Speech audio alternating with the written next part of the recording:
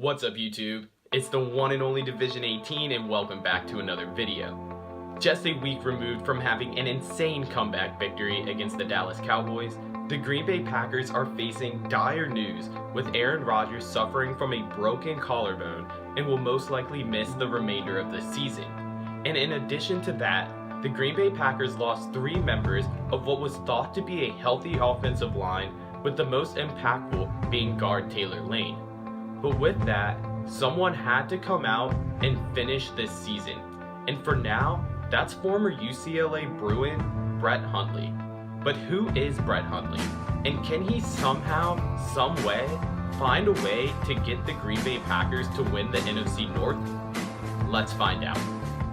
Brett Hundley, a kid much like Christian McCaffrey, was born to play the game of football. Both his mother and father attended UCLA, where his father, Brett Hundley Sr., better known as the Gov to UCLA fans, has a legacy, and he intended to pass that legacy down from day one. At a young age, Brett Hundley and the New York Giants running back Paul Perkins ran on the same track team and continually challenged each other as young boys do. He and Perkins became basically inseparable, challenging each other at every opportunity. This bond led Hundley and Perkins to be the best football players they could possibly be going into high school. Chandler High School, where the legacy was born for the Gov, but was going to be reborn with Brett Hundley Jr. Brett excelled at all aspects on the field as well as life in school. Alongside Paul Perkins in the backfield, as a junior, the two were able to lead the Chandler Wolves to the state semifinals behind Brett Hundley's 1,517 yards, 16 touchdowns, and 2 interceptions, but ultimately fell short. But this wasn't the end for Brett Hundley. He wanted his state finals. He wanted that on his resume for college, as well to prove it to himself and his teammates. As a senior, Brett Hundley was one of the best dual-threat quarterbacks in the country, and was getting offers from multiple schools, and captured the attention of Hall of Fame quarterback Joe Montana, and was invited to his quarterback camp in Hawaii, a camp that only 7 quarterbacks get invited to each year. This led Brett Hundley to hone in his skills as a quarterback, and gain the extra confidence he needed for his senior season. And by the end, Brett Hundley passed the ball for 2,348 yards, 20 touchdowns, and 2 interceptions, and was now ranked the second best dual-threat quarterback in the nation, and led him to take a scholarship from the UCLA Bruins. Remember that inseparable bond that Paul Perkins and Brett Hundley had as kids? That continued in college. Alongside Brett, Paul Perkins also accepted a scholarship to play for the UCLA Bruins, and the two were roommates. After a redshirt freshman season, Brett was named the starting quarterback, and with highlight games in that season being a W against 16th ranked Nebraska, and only his second start as a freshman, and an appearance in the Pac-12 championship game against Stanford, it seemed as if Brett Hundley was ready to take on some of the hardships and the pressure of a top college quarterback. But entering his sophomore season, he wasn't. He wasn't ready for the hardships. He wasn't ready for the pressure.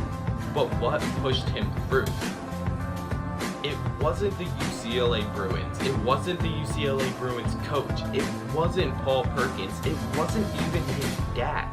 If there's one thing that Brett Hundley loves more in this world than football, it's his big sister.